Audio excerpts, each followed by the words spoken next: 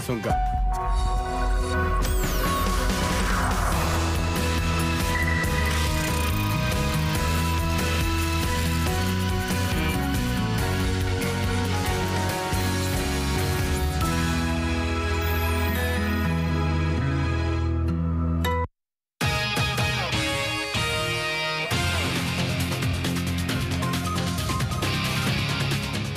Buenas noches a Tele Central. Cada vez que viene Rodrigo Alegre acá es porque pasa algo. No. Sí. Pasa algo importante. Urgente, dice la pantalla. A ver, hoy hubo 19 allanamientos, cayó una banda de falsificadores de dólares y pesos y de narcotraficantes. A la cabeza de esta banda, en 19 allanamientos que hizo el juez federal Néstor Barral, está un empleado del Congreso que trabaja del año 90 hasta la actualidad, que actualmente está detenido. Se llama Diego Hernán García, es un empleado del Congreso que está acusado de falsificar $200.000, $400.000 pesos y hay además incautaciones de cocaína y marihuana. Esto es poco lo que se incautó, pero en el centro de la denuncia está la falsificación de los dólares y de los pesos, digamos, y es un empleado del Congreso de la Nación. ¿Qué hacía? Sí, ¿qué hacía? Lo que está acreditado, hay una investigación que lleva un año en principio, hay por lo menos 9 meses de escuchas telefónicas. El empleado del Congreso era el cerebro de la banda, era la persona que se encargaba de darle intervención al resto de los detenidos. Hay 8, hay más que están siendo investigados. Y falsificaban dólares que después eran puestos directamente en el mercado legal, digamos, eran falsificados los dólares y después eran metidos en el mercado legal. Lo mismo con los pesos, en los allanamientos que se hicieron en la provincia de Buenos Aires, en la capital federal y en la ciudad de Rosario. Una super banda. Una banda importante. Ahí hasta ahora, digamos, la justicia detuvo a 8 personas. En las próximas horas posiblemente haya más detenidos. Estos 8 van a ser indagados mañana en el juzgado federal número 3 de Morón. La investigación lleva, como decíamos, un mes. Mirá, acá tenemos, esto es parte de las imágenes del allanamiento, de algunos de los allanamientos que se hicieron en el día de hoy. El dinero falsificado. Hay $200.000 aproximadamente que falsificaba la banda y que después ponían nuevamente Eso es en el mercado. Una operación compleja. Falsificar dólares bien hechos, obviamente, bueno, más que los pesos, porque los dólares nuevos tienen medidas de seguridad notables, digamos. Los investigadores dicen que eran muy buenos la falsificación y que estuvieron a esto de encontrar la máquina que hacía la falsificación. Creían que estaban en Rosario, llegaron al lugar y no estaba. Por las escuchas telefónicas, los indicios daban de que estaba en Rosario. Cuando fueron a allanar, no estaban. ¿Se supone que este empleado es el que estaba a cargo también de la producción de los dólares falsos? Es el cerebro de la banda y es el que organizaba toda la banda para la falsificación. Se trata de Diego Hernán García. Bueno, 2 delitos, digamos, el narcotráfico, porque le encuentran 3 kilos de cocaína, le encuentran marihuana, dólares falsos, la falsificación, $200.000 y $400.000 pesos. Planta permanente del año 1997. Vínculos con el bloque del Frente para la Victoria. Me detengo un segundo en planta permanente del año 97. Sí. Hace un tiempo, del año 90, cuando vos querías sacar el DNI, vos lo que hacías, algunas personas iban al Congreso y decían, quiero sacar el DNI, no lo puedo sacar. Hay un trámite ágil que hacía en aquel entonces la Cámara de Diputados. Él lo que hacía era, por una ventanilla habilitada, otro negocio, por afuera, te sacaba el documento nacional de identidad en un trámite veloz. ¿Cobraba por eso? Era un trámite que decía, digamos, a favor de algunos diputados, pero que estaba naturalizado. Esto que él lo hacía. En la sede del Parlamento de la Argentina. Esto en el Congreso de la Nación como empleado. Él se encargaba de sacar DNI. Ahora voy a volver a esta situación en particular. Sí. Vínculos con el Frente para la Victoria. ¿Por qué? En las escuchas telefónicas él dice que para hacer toda esta maniobra de falsificación de documentos, de falsificación de dólares, falsificación de pesos y el narcotráfico, tenía apoyo político. ¿De quién? Él hace gala de tener vínculos con el Frente para la Victoria. Eso aparece en las escuchas. Ahora él, su rol si querés, concreto en el Congreso, ¿cuál era? ¿Era empleado de qué área? Él era empleado de planta permanente y estaba en una parte de documentación que en el pasado hacía el trámite de los DNI y ahora en la hacía continuidad con la gestión de Randazzo se simplificó y el en tema. las escuchas se vanagloriaba de sus vínculos con el Frente para la Victoria. Vínculos políticos, sobre todo con el Frente para la Victoria, que agilizaba y que le daba cualquier tipo de cobertura a la maniobra de falsificación de dólares y pesos que llevaba adelante. 19 allanamientos, $200.000 falsos, 250.000 pesos falsos. Hay otros que están siendo analizados pero creen que son falsos y por eso la cifra llega a 400.000. 3 kilos de cocaína y armas de guerra, digamos. Todo esto en todos los allanamientos que hicieron. Esto en los 19 allanamientos. En la casa de Diego Hernán García, el empleado del Congreso de Planta Permanente que hablábamos recién, no encontraron ni droga, pero sí indicios de la falsificación. 8 detenidos, 6 argentinos.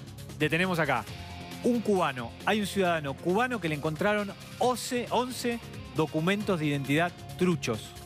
Y acá conecto, Diego Hernán García era el que te facilitaba. Era el que te falsificaba el documento o te facilitaba la identidad.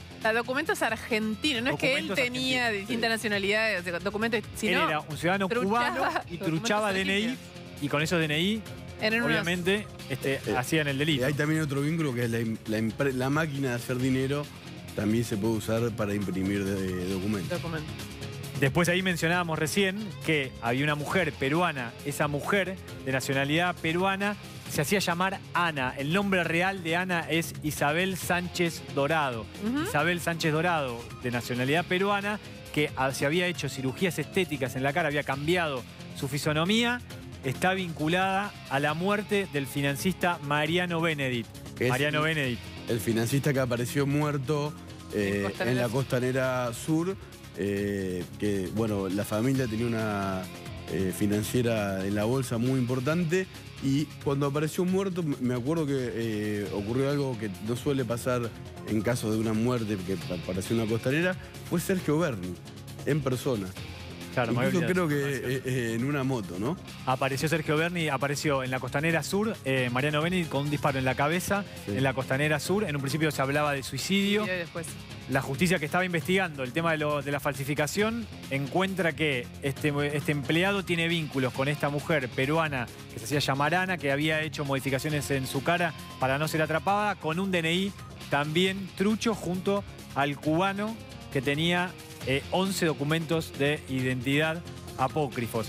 Tenemos un informe sobre quién es Mariano Benedict y qué pasó con la primera pista, ¿no? Sobre tal vez por qué puede haber muerto. Está la investigación abierta todavía sobre la muerte de Mariano Benedict. Vamos a verlo. Me acaban de llevar mi hijo. ¿Cómo quieren que esté? Sin palabras, chicos, gracias, pero sin palabras. ¿Qué pudo haber pasado, señora? ¿Qué piensan? Un robo como le toca a todo el mundo. Mariano, un tipo súper alegre, era la alegría de mi casa siempre, de mi familia, lleno de amigos. Yo te puedo garantizar que no tenía una pistola. No tenía una pistola, tenía un solo teléfono, muchas cosas que se hicieron fueron otra cosa. ¿Descartan que sea un suicidio? No, pero ni locos, esos son inventos. Por favor, era un chico que era un sol. Yo el suicidio lo descarto absolutamente y en mi familia descartamos por su personalidad, por su carácter, por su situación vital, ¿entendés? Porque Mariano estaba muy bien. Mariano, no vas a encontrar una sola persona que te pueda decir algo mal de Mariano. ¿No tienen pensado entonces hacer más rastrillajes acá en el lugar? Se van a hacer todo lo que sea necesario. Hasta el momento, después si se necesitan despejarse alguna duda, seguramente que sí, por eso se preserva la escena. Estamos en condiciones de afirmar, según nos dicen desde adentro de la investigación, que el dermotest dio positivo para la mano derecha, es decir, que la hipótesis del suicidio cada vez toma más protagonismo.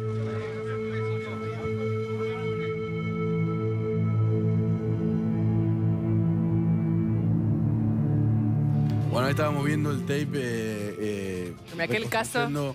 Sí, la historia de Mariano Benedict, que se había dicho también que tal vez por deudas que tenía de dinero había estado en el casino flotante porque estaba muy cerca del lugar en el que finalmente fue hallado muerto y estaba entonces vinculado a esta superbanda que falsificaba dólares, pesos. Insisto que hay que tener una máquina que imprima bien dólares y pesos, ¿no?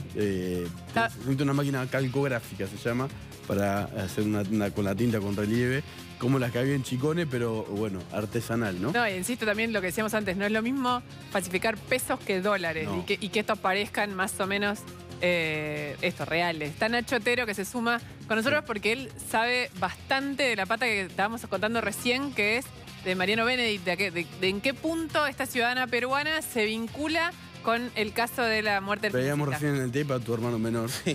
Hermano menor sin barba y con más pelo. Pero todo eso sucedió en el año 2014, como veíamos en el tape.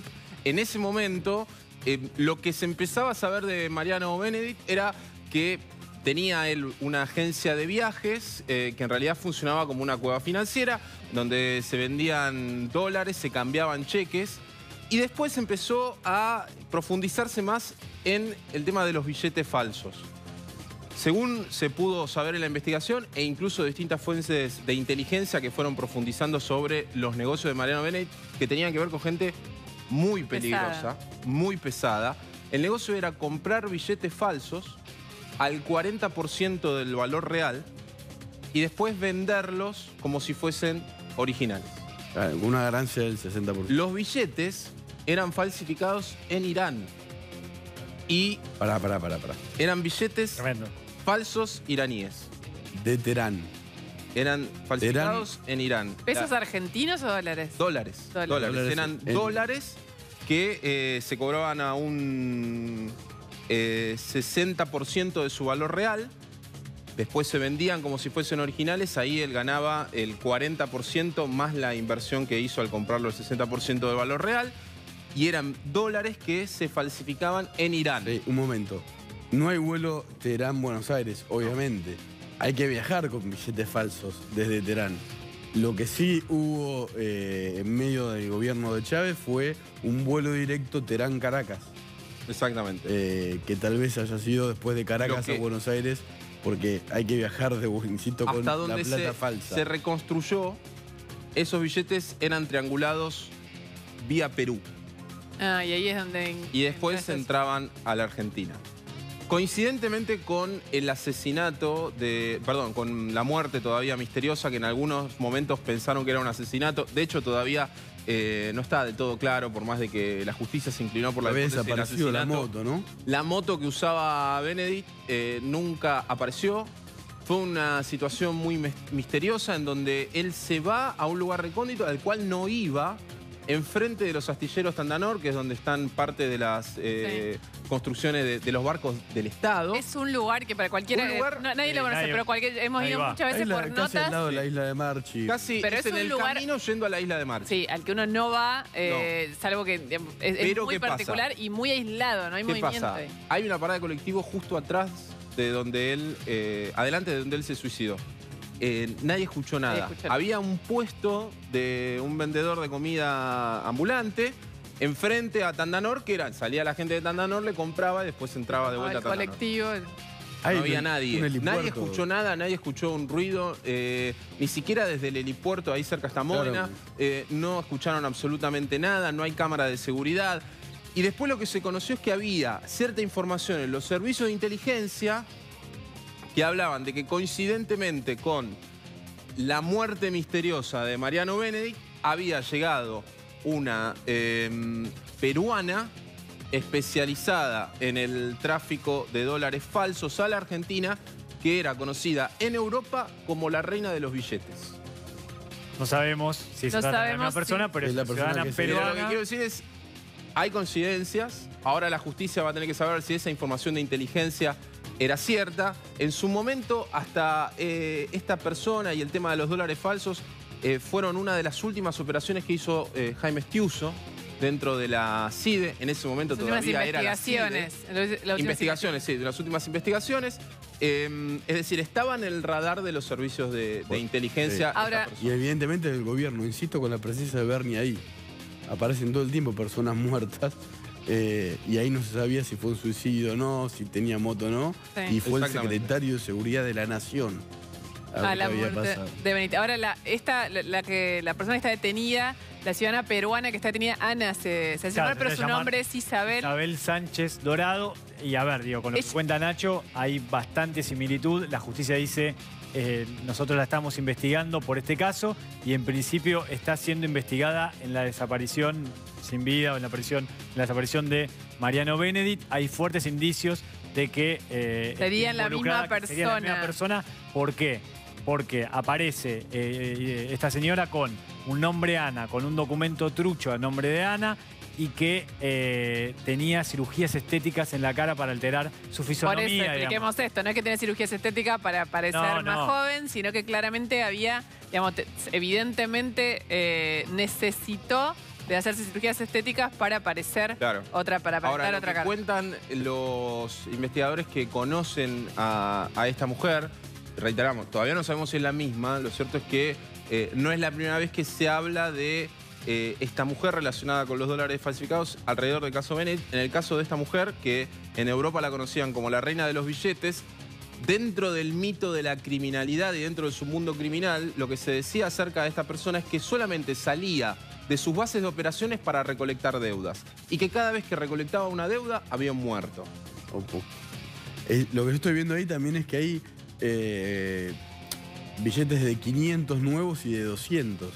O sea que realmente estaban actualizados en la impresión de billetes de pesos falsos. No solamente hay billetes de Vita, que es un billete, dicen lo que saben, bastante malo, en el sentido de la calidad. Sí, ella se ríe. Yo me enfermé. No, digo esto, vamos a ponerle un contexto. Buñaki, desde el caso Chicones, se convirtió, creo que se podría sentar con el presidente de la Casa de la Moneda y en un juego de preguntas y respuestas ganaría Buñaki. No prepara tanto. Pero bueno, los billetes de 100 no son considerados dentro del mercado de la fabricación de moneda como de buena calidad, sí los de 500 y los de 200. Y estaba viendo ahí que imprimían de 200 y de 500. Hay que tener esa máquina. Todo esto, digamos, lo volvemos a remarcar, dice la investigación, en el cerebro, la jefatura está empleado del Congreso que, digamos, aparece con vínculos con esta ciudadana peruana y con Terán, con el resto de los detenidos, con conversaciones telefónicas, organizando la falsificación. Ahora, más que nada. Hay dos lugares, este dato nada más te sumo. Hay los que estudian todo lo que tiene que ver con los billetes falsos, dice que hay 2 lugares en el mundo en donde se encuentran billetes de dólares falsificados con la mayor fidelidad posible: Perú e Irán. Esos son los 2 lugares en el mundo donde se generan copias casi exactas. Claro, Terán, obviamente las fuerzas de los Estados Unidos no pueden entrar con facilidad. En Perú tal vez sí. Insisto, imprimir billetes falsos de dólares es muy difícil, ¿no? Les quería preguntar, en el caso de de Ana, esta cubana llamada Isabel en realidad, en su casa le encontraron dólares falsos, le encontraron material. En la casa de ella no. Digamos, sí, en algunos domicilios donde ella hablaba con personajes que estaban viviendo ahí sí encontraron 200.000 dólares en uno de los allanamientos y en otros los 200.000. Se reconstruye con escuchas, digamos, es esto, está bien. O sea, la clave está en las escuchas telefónicas que se vienen siguiendo hace 9 meses atrás, una investigación de hace un año. ¿Cómo empieza esto? ¿Empieza por una denuncia de alguien? Arranca con una denuncia inicial de una persona que recibe dólares truchos y arranca con un denunciante y ahí empiezan a hacer intervenciones telefónicas, obviamente que las inicia el juez Néstor Barral, y ahí arranca toda la investigación y empiezan a seguir hasta dar con Diego Hernán García, este empleado planta permanente del Congreso, donde él vendía que tenía cobertura política de gente ligada al Frente para la Victoria para poder hacer estas maniobras y que nada de esto iba a pasar, ¿no? Digamos, y remarcar que él como empleado de planta permanente estaba en esta cuestión de armar y sacar por una ventanilla más ágil los DNI, los documentos nacionales de identidad, y por eso estos 11 documentos que le encuentran al cubano y esta que le encuentran a la peruana Isabel Sánchez Dorado, alias Ana, que había alterado su fisonomía, obviamente para no ser detenida. Un multinegocio en el Congreso: documentos falsos, billetes falsos, dólares y pesos, drogas y armas, ¿no? Y además como una especie de banda internacional, y además, peruana, cubana, y en el medio Terán, y un financista célebre muerto. Y en el medio, la cabeza de la banda era un empleado del Congreso de la Nación que también movía las fichas de los DNI legales. O sea, tenía la influencia suficiente para lograr, en la época que era más complicado sacar un DNI, que te agilicen el trámite del DNI. Supongo que después, con los días, iremos conociendo más de las escuchas y la información va a ser cada vez más interesante. Por lo pronto, mañana van a ser indagados estos 8 detenidos y es posible que haya nuevas medidas judiciales en las próximas horas. Gracias. Vieron que cuando viene Rodrigo y además se sumó Nacho para quilombo. Se pudre todo. Se pudre todo. Todo esto ha ocurrido con una sede que es solamente el lugar en el que en la Argentina se hacen las leyes, el Congreso.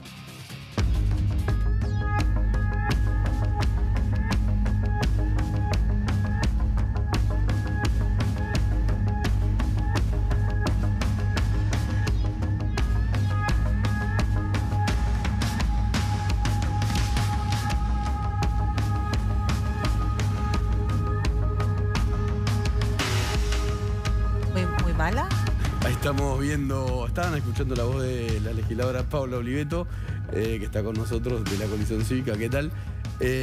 Vamos a hablar de Alejandra Magdalena Gil Carbó, Procuradora General de la Nación, jefa de la justicia acá, sigue siéndolo, es la jefa de los fiscales, de todos los fiscales, pero es la que maneja a los fiscales de justicia legítima, fundadora de justicia legítima, está siendo investigada en una causa judicial por posible corrupción en la compra de un inmueble, Perón 667, porque un grupo de hermanos, uno de nombre de apellido Belingui, pero son hermanos de madre, otro de apellido Til, se involucraron. Hicieron el negocio de su vida, digámoslo así, porque lograron comprar lograron ser intermediarios, la famosa comisión inmobiliaria en este caso, que siempre es el 3-4%. Bueno, ¿cuánto llegó, Nico? 18. 18%. Y esto es así, esto no está en duda, esto lo reconoce la propia procuradora, lo que dice es que fue un negocio entre privados en el que ella no intervino. Que fue casi le echó la culpa a Belingui, que era el subdirector general de administración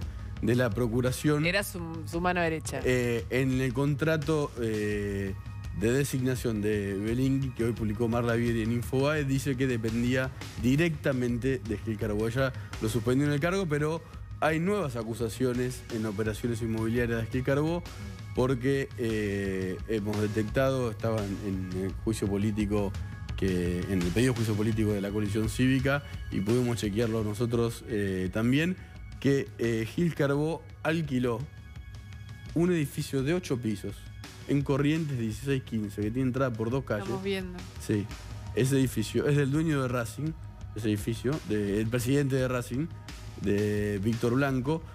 ¿Y qué pasó? Lo alquiló en julio del 2015 a enero del 2016 a casi $1 millón de pesos por mes. Y ese edificio no entró nunca ningún empleado de la Procuración.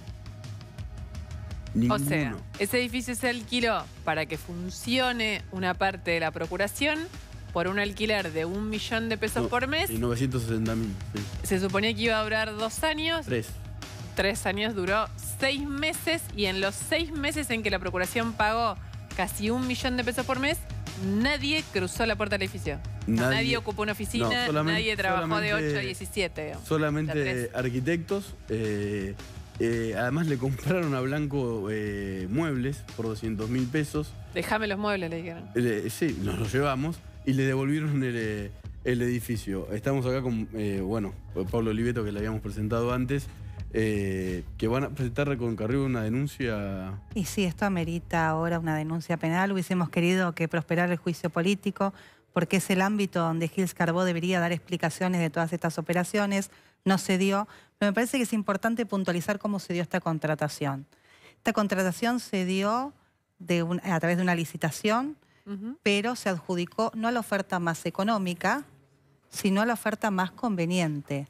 Esto que es una decisión discrecional de la propia administración, que decidió que una oferta que tenía el 35% más que el valor dispuesto por el Tribunal de Tasación de la Nación era la oferta más conveniente. O sea que hubo una decisión de la administración en otorgarle esta propiedad alquilarle la propiedad a Blanco. Esta renta fantasma. Sí, repregunto porque a ver si entiendo, esto es de la ignorancia. Cuando en general las licitaciones, en términos generales, tienen condiciones, con lo cual los que ofertan se supone algo que esto se ajusta a lo que están pidiendo, es decir, un edificio de determinada característica en determinada zona, supongo. Y los técnicos te dicen, el presupuesto oficial es este. Vos no te deberías exceder. Sí. Si Gilles Carbó aplicara el reglamento de compras y contrataciones de la administración pública, el desvío entre el presupuesto oficial y la oferta podía ser hasta el 20%. Pero como ella tiene un reglamento mucho más benévolo, lo puede llevar hasta el 35%. Esto merece por lo menos ser explicado. Lo que dice la doctrina es que cuando vos elegís la oferta más conveniente, que no es la más económica, y que la propia administración es la que dice porque es conveniente, vos tenés que acreditarlo fehacientemente. Motivarlo. Esto no está acreditado. No, yo tengo acá el expediente entero, no está acreditado. Además, muchas mentiras hay en el medio. Sí. Vamos a hablar del tiempo. Sí, ahora lo hacemos, pero está Víctor Blanco Rodríguez, el presidente de Racing Club en Línea, que es el dueño de ese edificio. Nos escucha Víctor Blanco aquí, Luciana Geuna, Nacho Otero y Nicolás Wiñaski los saludan. ¿Qué tal? ¿Cómo estás, Nicolás? ¿Cómo le va? Un saludo para todos. Bueno, ¿nos puede contar un poco la historia de qué es lo que pasó con su edificio? No, es muy sencillo. Mira, es un edificio que yo compré hace 5 años y estuvo alquilado a NSR. En un momento dado NSR se venció el contrato y se fue, se instaló en otra propiedad. Usted está hablando del Consejo de la Magistratura. No, NSR es una empresa que se dedica a electrónica, una firma americana que fue a la que le compré yo el edificio en su momento. Y bueno, una vez que se han ido, el edificio se puso en alquiler y ahí aparecieron dos potables inquilinos, uno era el Consejo de la Magistratura y bueno, el que alquiló también definitivamente. El edificio se hizo una compulsa de precios con 3 edificios más, con 2 edificios más, este era el tercero. Y bueno, y los valores que se alquiló eran los valores de plaza, son los valores de plaza. De hecho, NSR estaba pagando en ese momento un poco más quizá todavía que lo que están pagando la procuración, ¿no? ¿A usted le llamó la atención que nunca se haya ocupado? Bueno, es un tema del propietario, ¿no? Es un tema que yo alquilé, me llamó la atención que ya empezaba la obra, la obra no empezó nunca, pero bueno, y a los 5 o 6 meses me comunicaron que se retiraba, creo que fue en el mes de enero, febrero. Blanco, ¿cómo le va? Nacho Otero lo saluda. ¿Qué tal, Nacho? El dinero, ¿a usted le llegó alguna parte de este dinero? ¿Le llegó algún dinero por parte de la Procuración de la Nación? No, gano el alquiler mensualmente, bancarizado como correspondía, y no hubo otro dinero, ¿no? Claro, porque lo que sí se había firmado una adenda que tal vez se le adelantaba parte del alquiler por algunos meses. Esa adenda está firmada y no se sabe si la Procuración giró el dinero no a usted o hacia otro lado, ¿no? Alrededor de 3,5 millones de pesos. No me llegó ese dinero y desconozco. Eso fue en algún momento una negociación, si me interesaba cobrar unos alquileres adelantados. Claro, bajando el precio del exacto, sí. Que a mí no me interesó y bueno, pero no pasó más que eso, ¿no? Blanco, ¿cómo le va? Le hago una pregunta con respecto al alquiler. ¿A usted qué información? El alquiler supongo que era por un plazo mayor, de haber sido 3 años más o menos. Eran 3 años, sí. Y cuando, digamos, el edificio se alquila, le empiezan a pagar, ¿y en qué momento le dicen que se va a rescindir el contrato y por qué? 60 días antes, porque no tenían presupuesto. Supuestamente que no tenían presupuesto y tenían que entregar el edificio. Porque usted antes decía que el Consejo de la Magistratura también se lo quería alquilar. Sí, ¿Y qué pasó? ¿Usted prefirió la compulsa con el... No, lo que pasó ahí, a veces uno peca de respetar la palabra y realmente los que empezaron la negociación antes había sido la Procuración, entonces me parecía que tenía que seguir con ellos. Más, con la magistratura quizá tuviera un valor superior, ¿no? Víctor Blanco, le agradecemos la comunicación. No, muy amable a ustedes y permitirme aclarar todo esto, ¿no? Muy amable. Muchísimas gracias.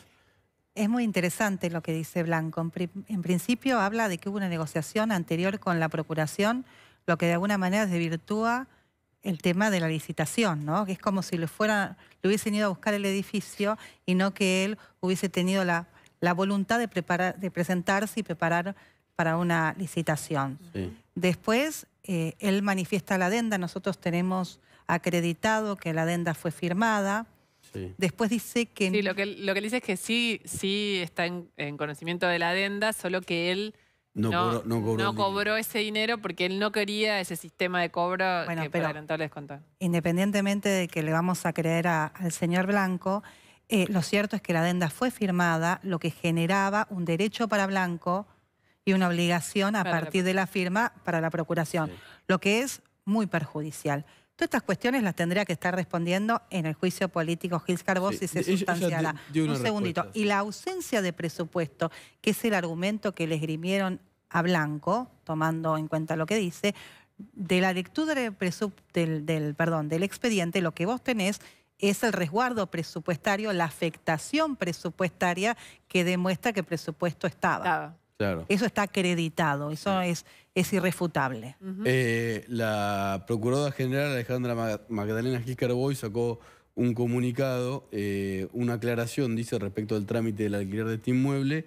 Básicamente lo que dice es que el inmueble se dio de baja porque el objetivo para alquilarlo había sido dar cumplimiento al cronograma de implementación del nuevo Código Procesal Penal Acusatorio que había sido dispuesto por el Congreso de la Nación en el año 2015. Eso es falso. Sí. Es una motivación falsa. Sí. ¿Por qué? Yo te leo la adjudicación del alquiler. Esto está en el boletín oficial del 3 de julio del 2015. El objetivo de la locación de este edificio, que fue una renta fantasma, era dar respuesta adecuada a la infraestructura edilicia derivada de la creciente dotación de personal que se experimentó en el área de apoyo logístico y administrativo de las áreas de reciente creación, o sea, de las nuevas fiscalías. Acá, en la adjudicación, el objetivo... Pero vos estás leyendo, como para que se entienda, esto salió en el boletín oficial del 3 de julio del 2015, cuando le empiezan a pagar el alquiler a el señor Blanco. Hay un problema de hechos y de espacio, de tiempo, digo, en la aclaración de Gils Carbó. Ella dice que se dio de baja porque no se implementó el Código Procesal Penal. Esto fue por un decreto de Macri de diciembre del 2015. Del 29. Del 29 de diciembre del 2015. Ocurre que justamente para atrás es el tiempo en el que no fue ocupado el edificio. Desde julio a diciembre no fue ocupado. Pero y ni siquiera se sabía, si Macri iba a ser presidente, si Scioli iba a ser presidente y si se iba a implementar o no el Código Procesal Penal. Y además que hay una mentira, yo digo mentira, técnicamente está mintiendo en lo que es la motivación, porque el Código Procesal era por etapas. A los pocos tiempos no podés llenar de personal, designar todo el personal, concursar a los fiscales. O sea, materialmente es imposible. Y además porque lo cierto es que la doctora Gils Carbó sabe que en el fuero correccional pasaban las competencias a la Ciudad de Buenos Aires porque ya había votado el Senado el tercer convenio. O sea que por lo pronto para la Ciudad de Buenos Aires no era necesario ese edificio. ¿Y por qué cree que pasó todo esto? Nos faltó una parte del cuentito, que fue la comisión que cobraron por el alquiler. ¿Acá también? 1.300.000 pesos estaban presupuestados. ¿De comisión? Sí. Me ha sorprendido. Está en el expediente. Lo leyó más en detalle. Sí. ¿Y se sabe quién lo cobró? Que no me diga que el medio hermano del... No coincide, pero estaba presupuestado. Es la fiesta de las comisiones. Completamente aclarado el tema, ¿no? Como vos terminaste en la nota, esto continuará. Sí. ¿Cuál es la denuncia que van a presentar? ¿Por qué delito? Bueno, nosotros vamos a solicitar que se investiguen todas estas cuestiones en virtud de que el juicio político es una vergüenza, pero no prospera. Hay que empezar a preguntar al resto de los bloques si con una situación procesal tan complicada de la procuradora no es importante que se investigue en el Congreso, que es el organismo, que es el cuerpo pertinente. Pero a partir de esto, creo que esto tiene que ver con la matriz que está investigando el fiscal Tayano y el doctor Ercolini, y puede contribuir a entender cómo fue el manejo presupuestario, lo que tiene que ver no solo con la compra de edificios, sino también con los alquileres, teniendo en cuenta que un alto porcentaje del presupuesto de la Procuración va para los alquileres. Sí, es casi una inmobiliaria la Procuración. Sí. Estuve revisando todas las contrataciones y son todas cuestiones que tienen que ver con inmuebles. Nacho Otero estuvo de paseo por los edificios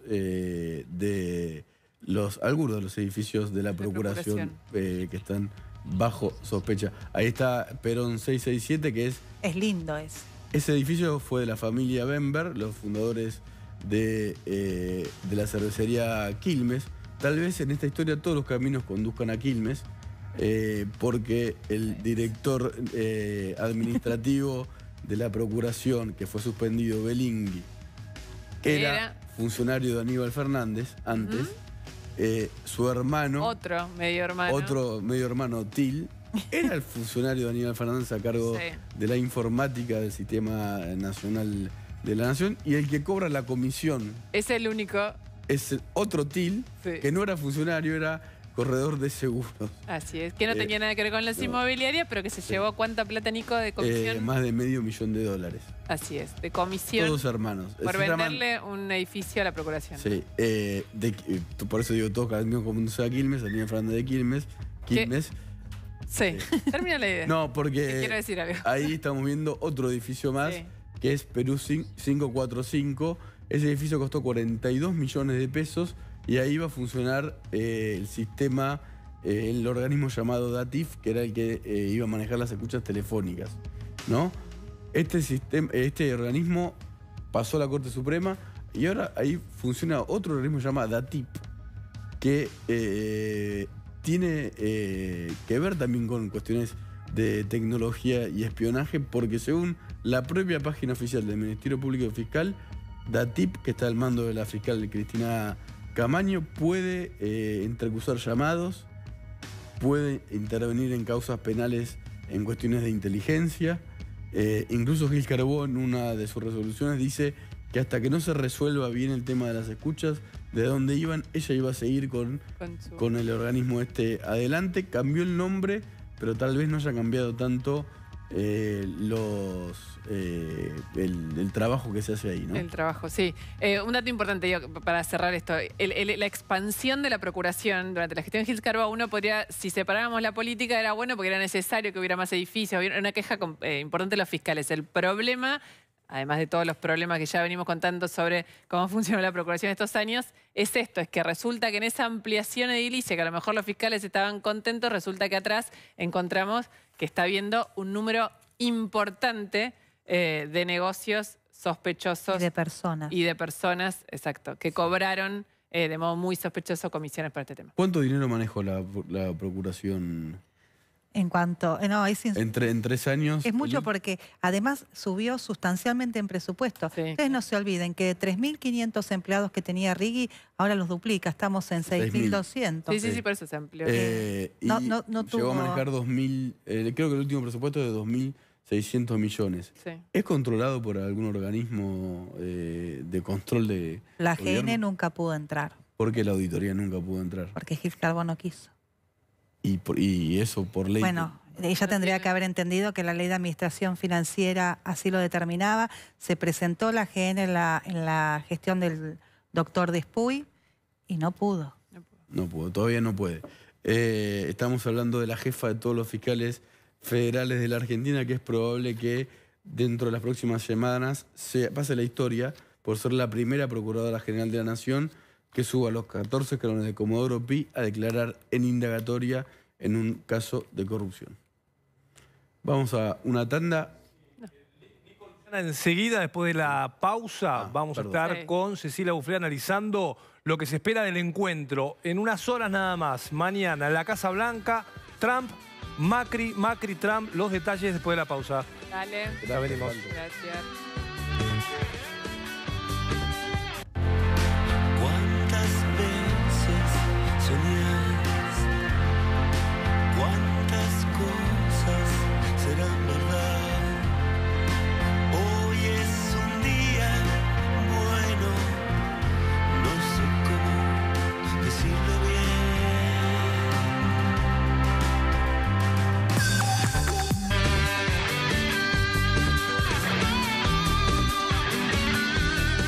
Bueno, mañana 10:20 hora argentina, Cecilia Bouflet, Macri entra al Salón Oval y se encuentra con el presidente de Estados Unidos, Donald Trump. Y de eso vamos a hablar, de la reunión de Macri con Trump, pero también de lo que pasó durante el día de hoy en Houston, porque Macri tuvo encuentros con empresarios petroleros.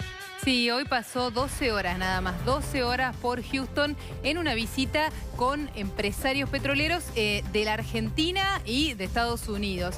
Fue un poco la previa a la reunión con Trump y alguna foto que le garantizaba un paso exitoso por Estados Unidos, porque la reunión con Trump siempre es un poco impredecible, ¿no? Se reunió, estuvo visitando dos plantas. Una, la de Dow, una petroquímica que tiene inversiones y ya anunció, ya concretó unas inversiones por 2.500 millones de dólares en Vaca Muerta, en Argentina, y que les mostró la planta modelo en los Estados Unidos. El gobierno quiere convencer a esa empresa que la próxima inversión que tiene que hacer en la industria petroquímica en América Latina y que está por definirse, la haga en Argentina. Por eso viene hablando hablando continuamente con el CEO de esa compañía. Sí, se vieron en Davos, se vieron en Argentina.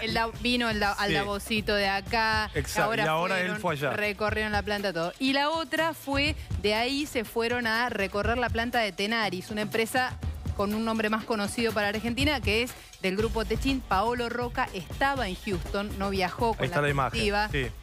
Sí, y está terminando una planta de tubos sin costura, el grupo Techint, en los Estados Unidos, que requirió una inversión de 1.800 millones de dólares. ¿Esto le da trabajo a los estadounidenses? ¿Es así? ¿Es al revés? Sí, un poco. ¿Es lo que quiere Trump? Es un poco. Ahora te voy a contar por qué tiene que ver con eso. Y esa empresa también anunció 2.300 millones de dólares de inversiones en la Argentina. Un poco la estrategia, si querés, atrás de esta visita, la estrategia política atrás de esta visita empresaria, era mostrar eso, que Argentina va a haber empresarios argentinos que inviertan en Estados Unidos y que hay que habilitar a los empresarios americanos a que vengan a invertir en la Argentina, que es algo que a lo que está poniendo algunas trabas y que está en contra del discurso de Trump, ¿no? De el America First Again.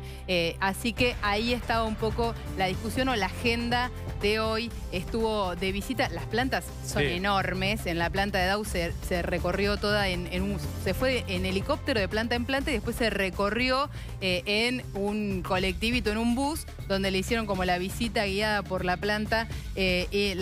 Por la de Tenaris incluyó selfie, esta incluyó un colectivito que los guió y les mostró toda la planta. El señor demonio tenía hipnotizados a todos, era el que dirigía un poco la visita. Earl Shift es el director de Dow de la planta. Y el otro que le llamó la atención a todos los que vieron la foto es los anteojos de sol de Juan José Aranguren. Un look está por acá, por si no lo reconocieron, ahí está, ahí lo tenemos. Un lookete que no le teníamos conocido a Aranguren. Y Pancho Cabrera, ¿no? El ministro de Producción. Sí, los dos ministros que acompañaron al presidente a esta visita junto con Susana Malcorra. Ahora, esta fue la parte buena de la economía en la visita. Mañana es un capítulo más complicado porque hay dos sectores que tienen claves para la economía argentina que están en vilo las exportaciones a los Estados Unidos. Uno, el de los biocombustibles.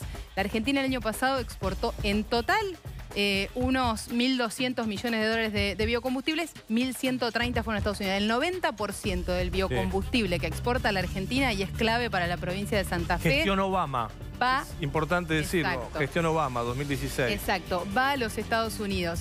Eso tiene ahora peligro de caerse y de hecho tiene una caída fuerte toda la primera parte del año porque está denunciado por dumping. Con la llegada de Trump. Sí, y por los empresarios americanos directamente, los productores de biocombustible de Estados Unidos. Y los limones. Gestión Obama había habilitado la entrada de limones frescos, de fruta, a los Estados Unidos, que son el 13% de las exportaciones de limones de la Argentina, podrían ir a los Estados Unidos y están trabadas por medidas fitosanitarias. ¿Cuál es el contexto que tienen la relación comercial de las dos economías? Bueno, una balanza comercial que es negativa para la Argentina, pero si bien hoy le exportamos 4.400 millones de dólares e importamos casi 7.000 millones de dólares, hay un déficit comercial de unos 2.500 millones de dólares para la Argentina. La Argentina pierde en esa relación comercial. Lo cierto es que hoy la posibilidad de que se abra y se amplíen las exportaciones es muy compleja por la mirada y la gestión de Donald Trump. ni siquiera tienen un interlocutor válido los funcionarios de la Argentina para discutir del tema de los limones o del tema del biodiesel, porque no está nombrado el secretario de Comercio. Bueno, y Macri no viajó tampoco con el ministro de Agricultura, de Agroindustria, Burjaile, y es todo una señal que no haya viajado el ministro, ¿no? Sí, de que la verdad es que la agenda de estos temas la lleva a producción, la lleva la Secretaría de Comercio, pero claramente saben que tiene que entrar en la agenda el tema, pero no está previsto que se hable específicamente. Los empresarios dependen mucho de eso para la reactivación de provincias específicas, economías regionales, Santa Fe con el biocombustible, por ejemplo, y Tucumán con los limones. Clarísimo. Cecilia, mañana seguramente tendremos novedades. Después de la reunión, el tema Venezuela va a estar dentro, seguro, de la conversación entre el presidente Macri y el presidente Trump. Seguramente. Gracias. Nico, Luciana, seguimos con ustedes. En Santa Cruz, que está realmente muy convulsionada, ayer hubo una asamblea en el colegio en el que estudió Máximo Kirchner, donde se plantearon una serie de acciones muy fuertes. Hoy se reunió la legislatura. Sí. En el medio del incendio. Supongo que habrá tratado de los sueldos, de la emergencia, de cosas así, de la crisis estructural de la provincia. Mirá, fue una reunión casi de oscurantismo, fue muy rápido, se hizo en unos minutos. Fue una reunión de la Comisión de Asuntos Constitucionales de la Legislatura de Santa Cruz. Duró media hora. Sí. Se levantaron y se fueron, porque tenían miedo incluso a manifestaciones en la puerta de la legislatura. Sí. Finalmente lo que sucedió es que le dieron despacho al cuñado de Máximo Kirchner, a Marcelo Bersanelli, para ser juez en Santa Cruz. Va a estar a cargo... En medio de todo juez civil, ¿no? Sí, va a estar a cargo del juzgado civil, comercial, laboral y de minería número 1 de Santa Cruz. Falta que lo voten. Lo que tuvo fue el dictamen de comisión y ahora naturalmente tienen mayoría. A ver, ¿no? tienen quórum propio. Todo tienen. Y mayoría en la legislatura de Santa Cruz. Y lo más preocupante, la decisión política de medio en el medio de todo esto, eso es lo más preocupante, para ¿no? esto. Hay una razón. El juzgado civil y comercial y de minería número 1 de Santa Cruz está a cargo del control de la sucesión de la familia Kirchner, de Néstor Kirchner. O sea, el cuñado de Máximo Kirchner no sería el yerno, ¿no? Porque en realidad está casado con una hermana de... Está casado con Candela García, que es la hermana de Rocío. Y además tiene una denuncia que se la acaban de formular hace unos días por malversación de fondos de unos 39 millones de pesos como funcionario del Ministerio de Desarrollo de la provincia. Sí, es así. Bersanelli, actual subsecretario de Gestión Administrativa en el Ministerio de Salud de Santa Cruz. ¿Quién está a cargo del Ministerio de Salud? La pareja de Máximo Kirchner, Rocío García. La hermana Él está casado con Candela García. Y la hermana de Candela y de Rocío es Virginia García, que es senadora nacional por Santa Cruz. Su último, ayer en el Senado, dijo Virginia García que el kirchnerismo en Santa Cruz gobernó hasta el 2003. Bueno. Risas. Su cuñado, si todo indica, ya está, si tiene el dictamen después irá al recinto y será aprobado, será el juez de la sucesión de Néstor Kirchner, el juez civil de Río Gallegos, con música y todo. ¿Nos vamos a la pausa? Hay canción. Atada con los lazos del amor, sentir palpitar la misma sangre, sentir que es uno solo el corazón. No hay nada más lindo que la familia unida.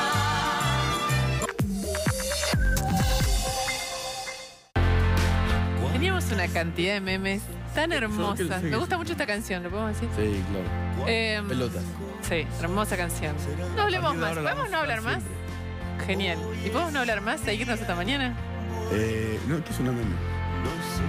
Yo ni mucho no sé, pero a Buñaski lo cargaron grosso. Mañana lo vamos a mostrar porque por lo menos a mí en lo personal me hizo reír mucho. Zafé, entonces. Quédense en A Dos Voces que van a hablar de un tema interesante. La grieta. Está Gerardo Romano. Y antes, Carlitos Balá. Y 30 segunditos de las pelotas antes de irse a dormir. Éxtasis.